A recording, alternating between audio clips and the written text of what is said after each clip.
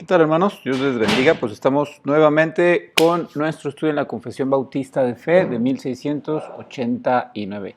Y hoy vamos a terminar nuestro capítulo número 6. ¿Se acuerdan de qué se trata? Se trata de la caída del hombre, del pecado y de su castigo. Hermanos, ¿hay otro nombre para esta doctrina del pecado? En un sentido más técnico, se le llama amartiología. Y bueno, amartiología está dividida o está compuesta por dos palabras.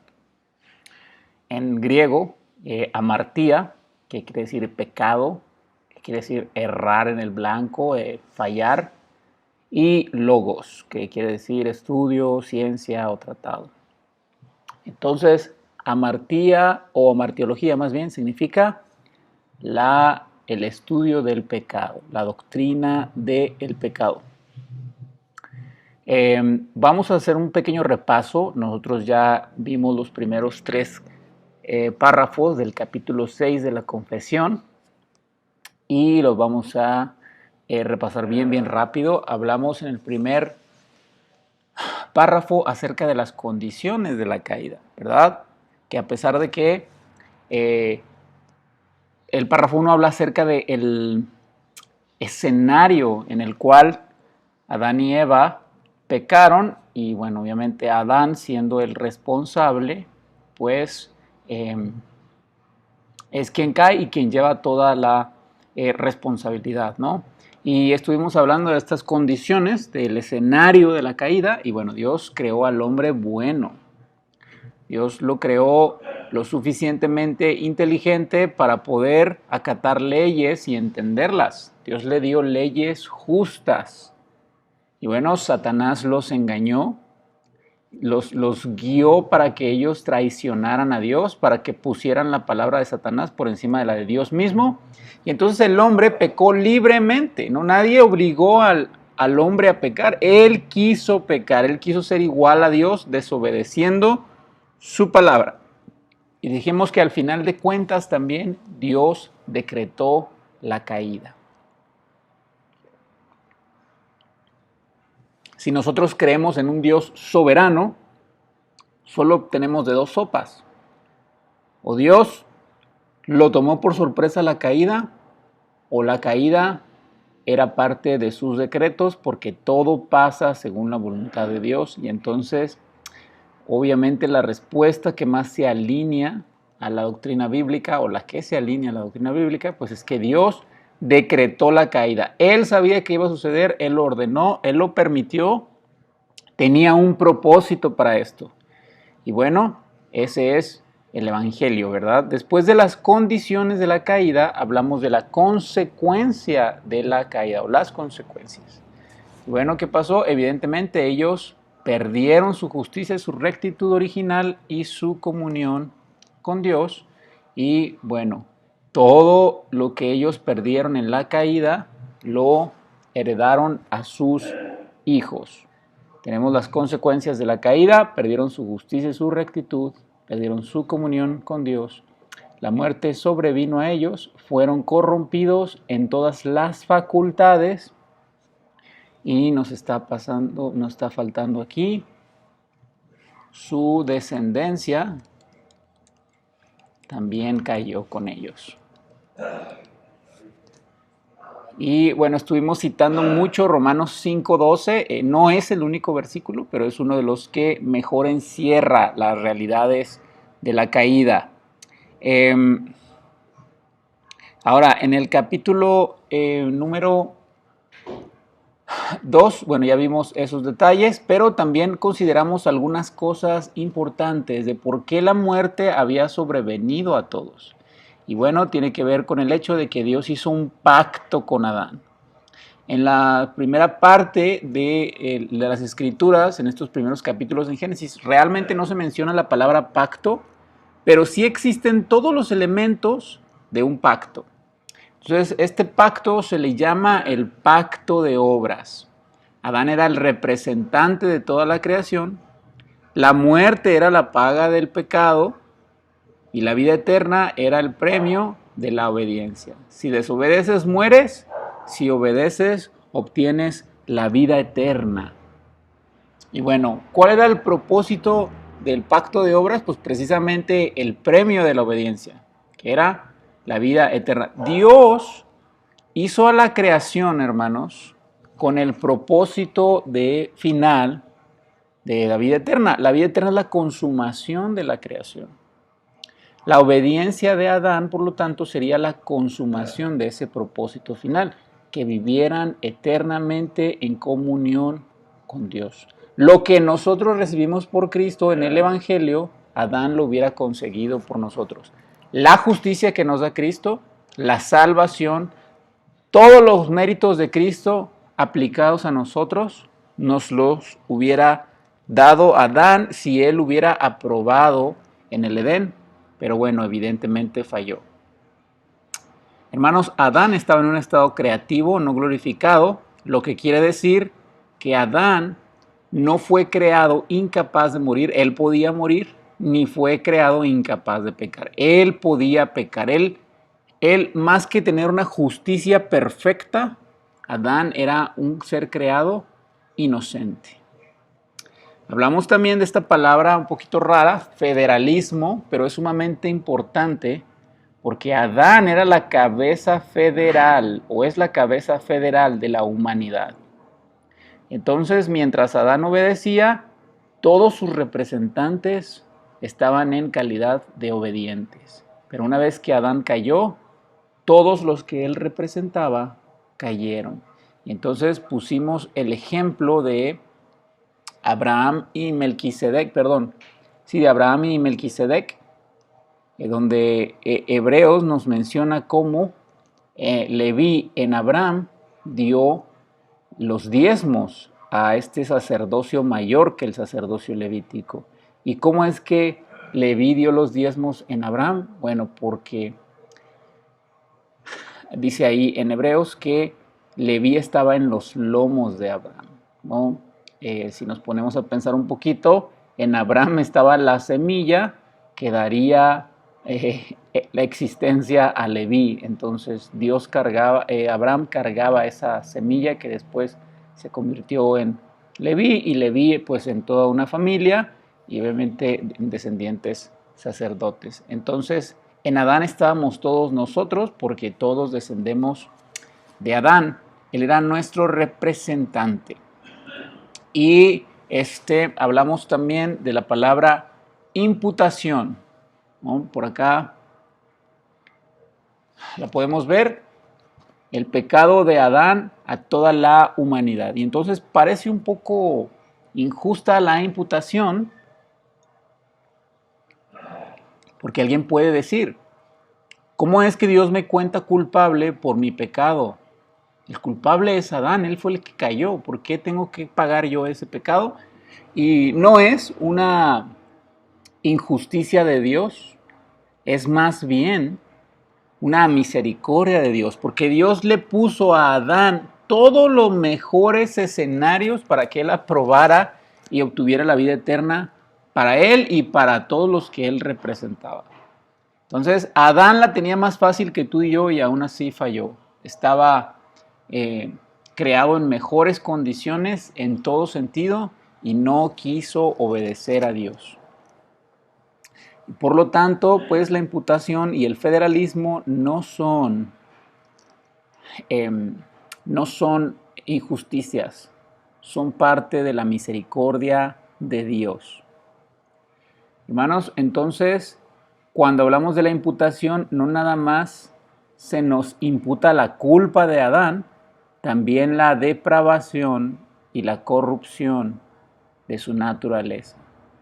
Y esta naturaleza se le conoce de varias maneras: el pecado original, el viejo hombre, la ley del pecado, la antigua naturaleza. También podemos llamarle el hombre que está muerto espiritualmente. Y bueno, citamos algunos versículos, en especial estos dos del viejo hombre y la ley del pecado, porque la idea de viejo hombre nos dice la condición en la que está, viciado de deseos engañosos. Y la ley del pecado, dijimos esta frase, bim coactivam, que era un término que usaba Tomás Aquino, no sé si él lo acuñó, pero él lo usaba, y este concepto de bim coactivam era la autoridad o el poder que tiene una ley para obligar a aquel que está bajo esa ley a cumplirla. Entonces, la ley del pecado, el pecado original, la naturaleza pecaminosa, tiene poder y obliga al hombre a obedecerla. Y por eso Pablo dice, lo que no quiero hacer, eso hago y encuentro esta ley, que el pecado está en mí. Hablamos también acerca de la depravación total, que el pecado original se ha vuelto connatural para nosotros. Un hombre por naturaleza no puede sino pecar. Aunque no haya diablo que lo tiente, ni malos ejemplos que imite, hay un principio tan innato en él que no puede abstenerse de pecar. Y entonces a esta depravación total le llamamos muerte espiritual. La encontramos así en las escrituras en numerosos pasajes. Y bueno, de aquí vamos a tomar nuestra clase de esta tarde. Te pido que por favor me acompañes en oración y que Dios nos hable a través de este estudio de la Confesión Bautista de Londres. Dios, te damos gracias por la confesión que como bautistas tenemos y queremos ser fieles a tu palabra. Enséñanos, Dios, la condición del hombre sin ti, para humillarnos, para ser dependientes tuyos, Señor, y conscientes de que te necesitamos urgentemente. En el nombre de Cristo Jesús oramos. Amén. Muy bien, entonces la depravación total es esa inhabilidad de poder agradar a Dios, de poder dejar de pecar. Cuando Adán y Eva pecaron, fueron depravados en su totalidad. Ellos no vienen a Dios. ¿Se acuerdan que ellos huyen de Dios? Es Dios quien los busca y los encuentra. Y entonces esa es la realidad de nosotros. Y mira, por ejemplo, tenemos Efesios 2, el versículo 1 y el 5. Cristo nos dio vida cuando estábamos muertos en delitos y pecados. Versículo 5, aún estando muertos nos dio vida juntamente con Cristo. Mira esta incapacidad de agradar a Dios. El hombre natural, el hombre que no es espiritual, el que no ha venido Dios y le ha dado vida, no percibe las cosas que son del Espíritu de Dios, porque para él son locuras y no las puede entender porque se han de discernir espiritualmente. ¿Y por qué no las discierne? Bueno, porque está muerto espiritualmente. Muy bien, entonces nosotros hablamos acerca de el escenario de la caída, las consecuencias de la caída, y hoy vamos a hablar acerca de el alcance de la caída. Y el alcance de la caída tiene tres conceptos distintos en los que nosotros lo podemos percibir en las escrituras y obviamente también en nuestra confesión bautista. Fíjate bien, el alcance de la caída es cuantitativo, quiere decir a cuántos afecta la caída de Adán y Eva. Y bueno, ya lo resolvimos, ya lo explicamos, a todos. ¿Por qué? Porque Dios era la cabeza federal de la humanidad. Y entonces todos somos pecadores en Adán. Después hablamos ahora del cualitativo, la severidad de la caída. Ya no es a cuántos afecta, sino ahora qué tanto afecta. Y hablamos ya de la depravación total, de la antigua naturaleza, de la naturaleza caída, de nuestra concupiscencia y cómo el hombre está completamente inhabilitado para agradar a Dios en sus propios medios, por sus propias fuerzas. Y hoy vamos a seguir explicando ese alcance cualitativo la severidad de la caída, qué tanto afectó. Y finalmente tenemos también en el párrafo 5 la temporalidad, qué tanto tiempo dura las consecuencias de la caída, cuál es su alcance en el sentido del tiempo. Y bueno, vamos a comenzar con el cualitativo en esta tarde, ya que el cuantitativo ya lo vimos en su totalidad. Párrafo número 4, la severidad de la caída. De esta corrupción original, por la cual estamos completamente indispuestos, incapacitados y opuestos a todo bien, de eso se trata la severidad de la caída, y enteramente inclinados a todo mal, proceden en sí todas las transgresiones. Uno de los mejores ejemplos que yo he encontrado acerca de la severidad de la caída, de esta depravación total, es el ejemplo de un caballo cojo.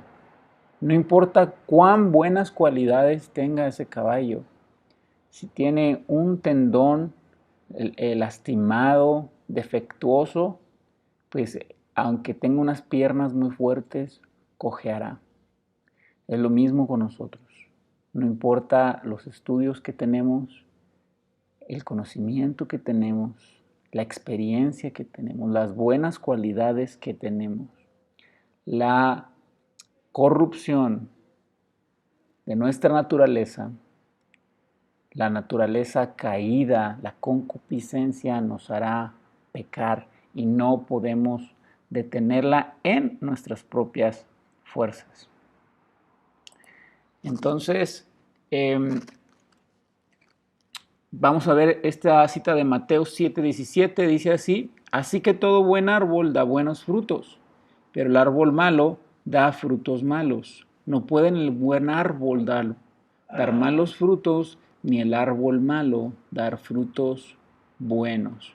Entonces, así como de la naturaleza del árbol su fruto se manifiesta, así de nuestra naturaleza nosotros manifestamos frutos también. Y vamos a ver ahora Juan 3, del 3 al 6. Respondió Jesús y le dijo: de cierto te digo, que el que no naciere de nuevo no puede ver el reino de Dios. Nicodemo le dijo: ¿cómo puede un hombre nacer siendo viejo? ¿Acaso puede entrar por segunda vez en el vientre de su madre y nacer? Respondió Jesús: de cierto te digo, que el que no naciere de agua y del Espíritu no puede entrar en el reino de Dios. Lo que es nacido de la carne, carne es, y lo que es nacido del Espíritu, Espíritu es. Tenemos también Romanos 8, 17 y 8. Por cuanto los designios de la carne son enemistad contra Dios, porque no se sujetan a la ley de Dios. Fíjate, ni tampoco pueden. No nada más no quieren, no pueden. Y los que viven según la carne no pueden agradar a Dios. Entonces, ¿qué es la naturaleza pecaminosa? La corrupción, la depravación total que Adán y Eva nos heredaron en la caída, es un rechazo hacia el bien. Hermanos, y yo quiero que veas esta definición. Varios de estos conceptos los he traducido de un autor puritano, Thomas Watson, y creo que son bastante profundos y son muy precisos. Mira, el hombre desea ser feliz, pero se opone a lo que debería promover su felicidad. Le aborrece la santidad, odia ser reformado. Desde que caímos de Dios, no tenemos la intención de volver a Él. Hermanos, ¿por qué muchas veces, sabiendo que lo primero que debemos es orar, intentamos 1000 cosas antes de ir a Dios? Por nuestra naturaleza caída. Porque tenemos en nuestro ser, en la esencia de lo que somos, una naturaleza que quiere huir de Dios. Mira lo que dice Juan 3, 19 y 20. Y esta es la condenación: que la luz vino al mundo y los hombres amaron más las tinieblas que a la luz. ¿Por qué? Porque sus obras eran malas. Porque a todo aquel que hace lo malo aborrece la luz y no viene a la luz, para que sus obras no sean reprendidas. Entonces, hermanos, ¿qué es la depravación total? La naturaleza pecaminosa, un rechazo hacia el bien, pero también es una inclinación al mal. Nuestra alma no nada más rechaza el bien, sino que es propensa a buscar lo malo. Este filósofo Hierocles no era cristiano y él mismo dijo, está injertado en nosotros la naturaleza a pecar, ¿no? Su naturaleza está injertada.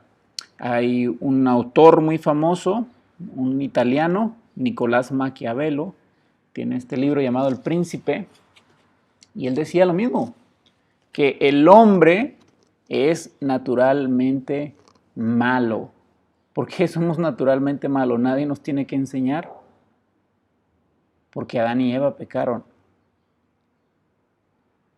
Y nos heredaron el pecado original. No solo la culpa, también la corrupción de nuestra carne. ¿Y cuál es nuestra condición? Muertos espiritualmente. Mira lo que dice Job 15:16. Los hombres beben la iniquidad como agua. Efesios 4:17 al 19. Esto pues digo y requiero en el Señor, que ya no andéis como otros gentiles que andan en la vanidad de su mente, teniendo el entendimiento entenebrecido, ajenos a la vida de Dios por la ignorancia que en ellos hay, por la dureza de su corazón, los cuales después de que perdieron toda sensibilidad, se entregaron a la lascivia para cometer con avidez toda clase de impureza. Pero fíjate bien, Pablo les ruega que ya no anden. ¿Qué quería decir eso? Que los mismos cristianos de Éfeso tenían esta condición. Eran personas que vivían vidas completamente alejadas del Señor, muertos espiritualmente.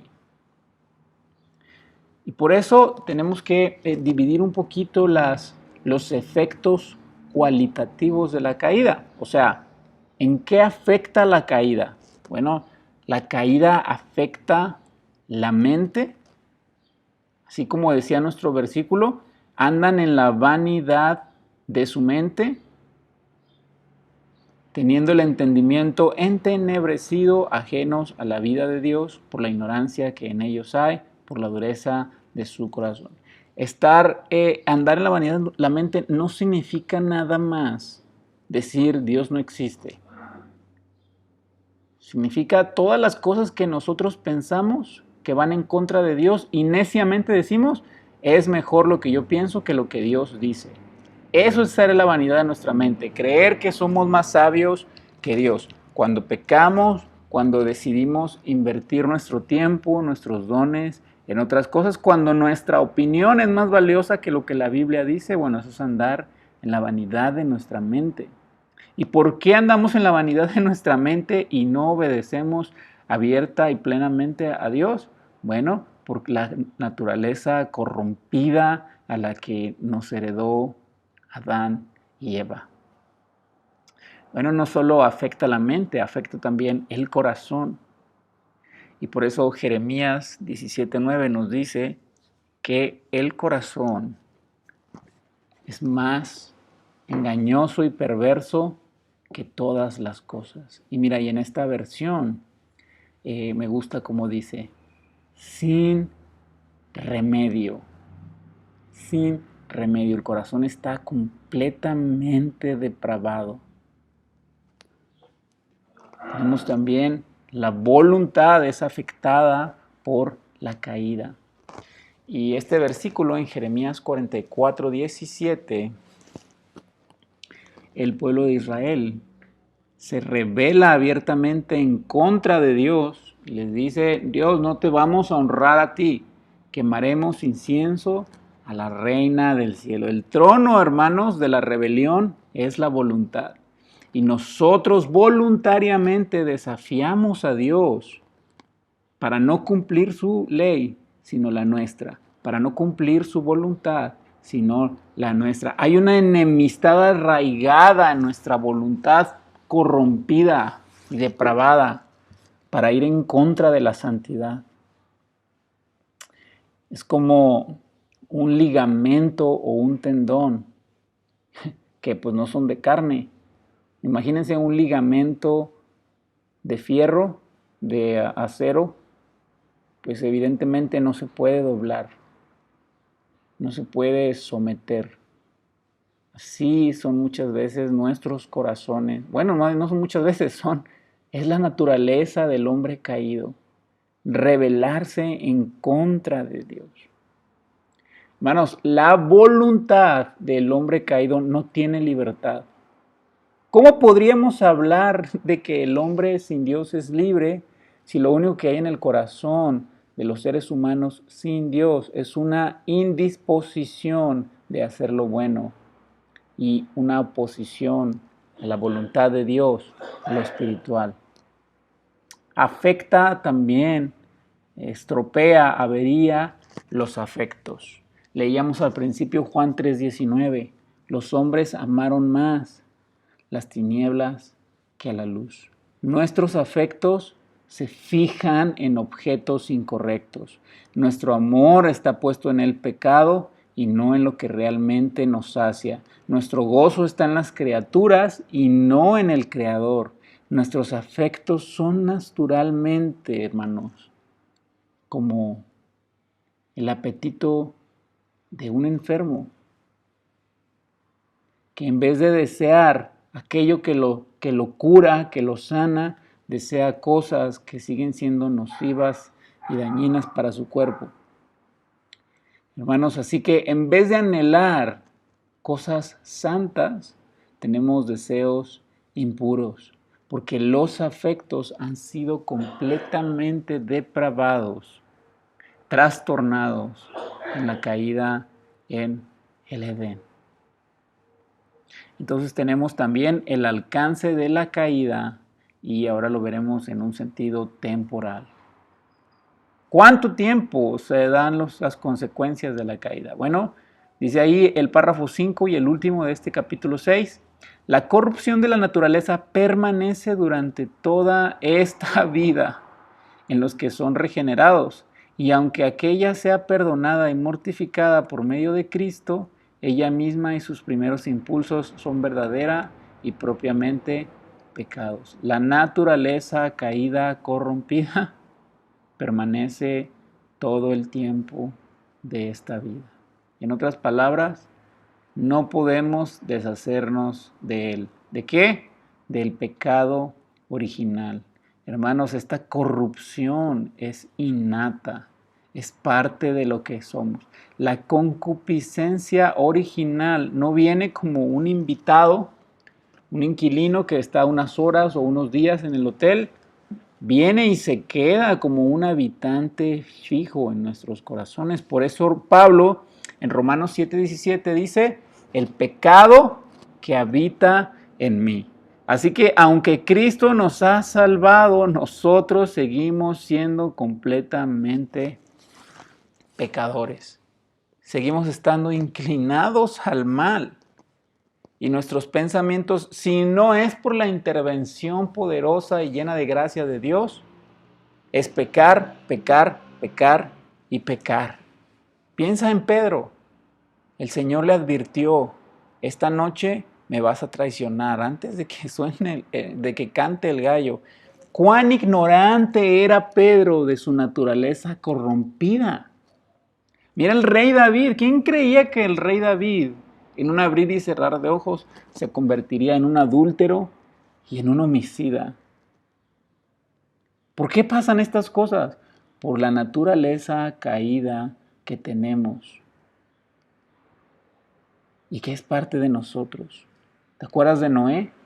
Que construyó un arca y que fue pregonero de justicia. ¿Qué pasó con él? Se embriagó y cometieron incesto con sus hijas. Así que la naturaleza pecaminosa, la depravación, queda en nosotros. Bueno, hay una pequeña diferencia entre depravación total y naturaleza pecaminosa y después la vamos a diferenciar, pero están muy relacionadas. Hermanos, la naturaleza pecaminosa, este pecado original, se mezcla con nuestra obediencia. Aunque nosotros hacemos buenas obras y un buen servicio al Señor de todo corazón, nuestras buenas obras siguen estando manchadas de pecado. No queremos decir que todas nuestras obras sean pecado en sí mismas, porque las buenas obras que hacemos las produce el Espíritu Santo, así que no deberíamos hablar en contra de él.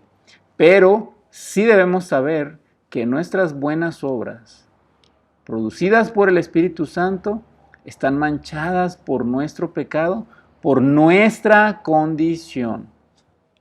Mira lo que dijo Jonathan Edwards, y es una cita muy profunda. Cuando veo dentro de mi corazón y percibo su infinita maldad, creo que es un abismo más hondo que el infierno. Cuando oro, peco.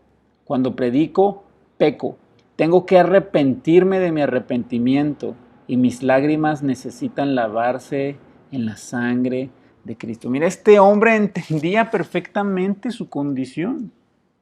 Sabía que incluso cuando hacía cosas buenas, su naturaleza pecaminosa estropeaba sus buenas obras. Hermanos, y es la misma condición la nuestra. Simplemente piensa cómo hay algo de incredulidad mezclada con fe. Cómo tenemos celo por Señor y a la vez la tibieza se asoma. Cómo hay orgullo mezclado con humildad. Cómo nuestras obras y servicio para el Señor sigue siendo imperfecto. Porque está manchado por nuestra naturaleza corrompida.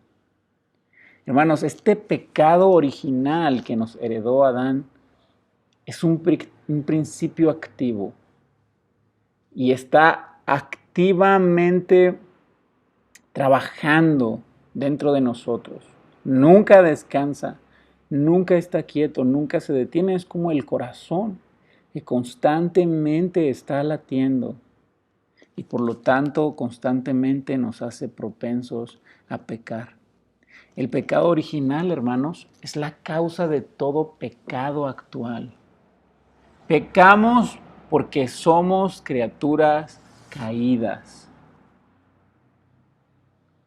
Pecamos porque esa es la condición en la que Adán nos dejó, completamente corrompidos. Mira lo que dice Mateo 15:19. Porque del corazón salen los malos pensamientos, los homicidios, los adulterios, las fornicaciones, los hurtos, los falsos testimonios, las blasfemias. ¿Y qué es el corazón sino la naturaleza pecaminosa, nuestra naturaleza corrompida? No necesitamos al diablo, no necesitamos tentaciones. Nuestra propia naturaleza está inclinada a pecar. Esto fue lo que sucedió en la caída en el Edén. Hermanos, y entonces tenemos que preguntarnos, ¿por qué Dios nos deja el pecado original? ¿Por qué la confesión abiertamente dice que el pecado original no desaparecerá de nuestras vidas, incluso después de haber aceptado a Jesús y haber entregado nuestra vida a Él? Bueno, pues Dios lo deja a propósito. Y lo deja porque quiere mostrar su poder en el creyente más débil. Que su gracia brille en el creyente más duro, más necio, más débil. Hermanos, Dios deja la corrupción original para hacernos anhelar el cielo, donde no habrá pecado que contaminar, ni diablo que tiente. ¿No anhelas tú eso muchas veces? No te asqueas de tu pecado, de tu orgullo, de tu soberbia, de tu rencor, de los pensamientos malos, de ansiedad, de que eres controlador, que eres egoísta, que eres envidioso. a lo mejor de tu enojo y luego te reprochas y dices, no quiero ser así, a lo mejor con la inmoralidad, no sé, pero no muchas veces piensas eso en tu corazón y tienes esa lucha. Hermanos, Dios ha dejado esa lucha para que sea su poder el que brilla y no el nuestro, para que recordemos constantemente que necesitamos su poder, que recordemos de dónde nos sacó Él y para hacernos anhelar el estar con Él. Esa es una de las cosas maravillosas del cielo, que este David que lucha tanto con el pecado, un día será completamente libre. Será completamente puro para amar y adorar al Señor como Él es digno de adorarlo. Sin embargo, hay quienes ignoran su condición de pecador y dicen que no tienen pecado. Y pues yo estoy seguro que puedes pensar en algunas denominaciones cristianas o en otros cultos, donde dicen, no, desde que yo creí en Jesús o desde que yo empecé a ir a este lugar a reunirme, yo ya no tengo pecado. Y bueno, evidentemente ellos o son ignorantes, sumamente ignorantes, o son hipócritas. Porque mira, tenemos Eclesiastés 7:20, que nos dice que no hay hombre justo que viva y no peque. Y Romanos 7:24, Pablo desesperado, hermanos, lleno de dolor en su corazón, dice, Señor, ¿quién me librará de este cuerpo de muerte? Pablo mismo luchaba con esto, el superapóstol, ¿cuánto más nosotros, hermanos?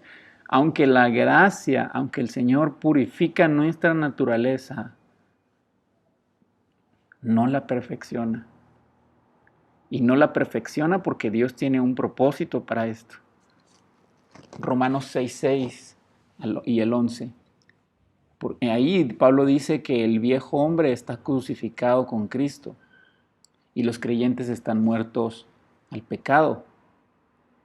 Lo puedes leer con más calma. Entonces tenemos que preguntarnos, o sea que Pablo venció la naturaleza corrompida o sigue luchando con ella. Y tenemos que entender el lenguaje de Pablo, porque cuando él dice que nosotros estamos muertos al pecado como creyentes, es una muerte legal. Y la idea de este tipo de muerte es como cuando una persona es condenada a la muerte capital, va a ser ejecutada, pero esas ejecuciones no son inmediatas, tardan muchas veces incluso meses, pero esa persona se considera muerta, porque esa condena no se le puede quitar. Entonces, aunque vive biológicamente, legalmente está muerto porque ha sido condenado. Lo mismo en la naturaleza pecaminosa en nosotros. Sigue viva en nosotros, pero legalmente está muerta porque Dios la ha juzgado y la ha vencido. Pero le ha placido dejarla todavía un tiempo para que nosotros recordemos de quién viene el poder. Hermanos, el pecado original es peor que todo pecado que nosotros cometemos. Porque los pecados que hacemos, sí, son una acción, valga la redundancia. Pero el pecado original es la naturaleza, es la fuente de donde todo el pecado brota. Como leíamos este versículo de que el corazón es perverso y de él salen los hurtos y toda clase de cosas malas. Entonces Dios ha dejado el pecado original en nosotros para recordarnos nuestra condición y para llevarnos al Señor. Mira, hermano, Dios ha dejado el pecado original en nosotros porque lo tendría como una espina en nuestro costado para humillarnos. ¿Sabes? Hay una historia de un obispo de Alejandría, su nombre era Teófilo. Y entonces los cristianos en Alejandría, cuando el cristianismo comenzó a extenderse y a popularizarse, ellos destruyeron un templo a una diosa porque ellos habían entendido que solo había un Dios.